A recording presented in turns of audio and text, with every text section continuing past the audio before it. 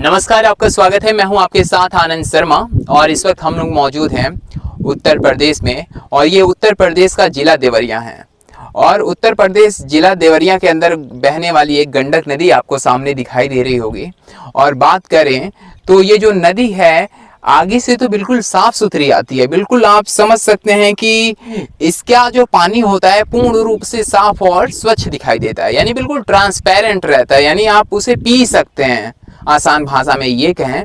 लेकिन नदी की हालत आगे चल के कैसी हो जाती है, आइए हम आपको लेके चलते हैं और दिखाते हैं। आप जब यहाँ से आगे बढ़िएगा और धीरे धीरे चलिएगा तो आप देखिएगा कि यहाँ पे बिल्कुल एकदम से पानी की इकट्ठा हो गया है और बहुत ही ज़्यादा दूषित हो चुका है। और जो दूषित पानी होता है पूर्ण रूप से वो किसी काम का नहीं होता है। लेकिन बहते हुए पानी की अगर जब हम लोग बात करते हैं तो बहता हुआ पानी हमेशा उसे पाक साफ हमेशा माना जाता है। तो आइए लेके चलते हैं और दिखाते हैं यहाँ की वास्तविकता कि कितनी गंदगी है, कितनी सफाई है, कितना क्या है, कितना नहीं है। और ये आप देख सकते हैं कि सामने ये छठ घाट दिखाई दे रहा होगा और आप ये भी समझ सकते हैं कि इससे जब पानी का बहाव आता होगा तो कितना ऊपर तक जाता होगा और कितनी भीषण गर्मी रही होगी कि ये पानी का जो लेवल है पूर्ण रूप से बिल्कुल नीचे आ चुका है।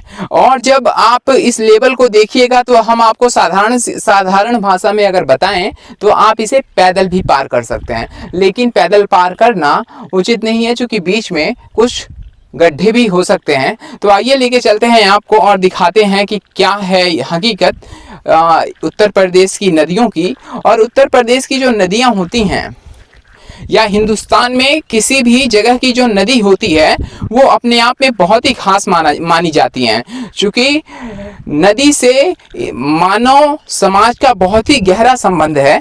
क्योंकि जब वो जन्म लेने के उपरांत उसकी जब मृत्यु होती है तो वो किसी नदी के किनारे ही उसका दाह संस्कार किया जाता है। आप देख सकते हैं कि कितना ज़्यादा यहाँ पे गंदगी है और कितना ज़्यादा गंदगी का माहौल है।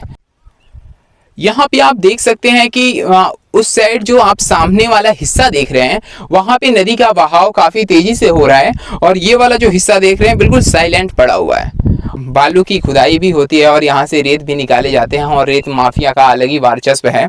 आप देख सकते हैं ये जो सामने ये दिख रहा है आपको, ये शायद रेत निकाल के रखा गया है और रात में इसे यहाँ से हटा दिया जाएगा। मतलब इसका जो जगह है जहाँ जाना है वो यहाँ से चला जाएगा।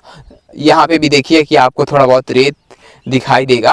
आप कह सकते हैं कि नदियों की कंडीशन को अगर पूर्ण रूप से बेकार और ख़त्म करने के पीछे रेत माफिया का भी बहुत ही बड़ा इसमें हाथ है।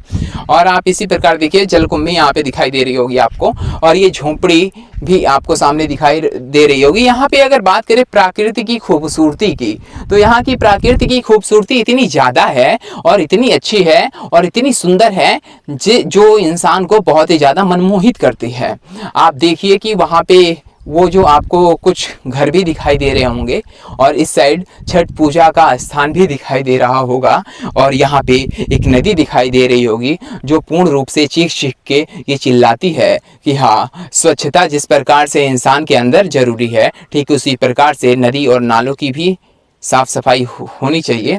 आप देखिए जो बड़े बड़े मिनिस्टर की बात करें और बड़े बड़े लोगों की बात करें और बड़े बड़े वक्ताओं की बात करें और टीवी जर्नलिस्ट की बात करें तो वो लोग आते हैं और नॉर्मली स्टूडियो से तो खबर पढ़ते हैं, चलिए वो अच्छी बात है। लेकिन ज़मीनी स्तर की वास्तविकता क्या है, रियलिटी क्या है, उसे जानना है तो आप यहाँ पे देखिए प्रकृति का आपको खूबसूरत नज़ारा भी दिखेगा, लेकिन मानव से होने वाली त्रासदी का कहीं ना कहीं यहाँ पे भी उसका भी थोड़ा बहुत अंश दिखेगा जो कि आप यहाँ पे देख सकते हैं।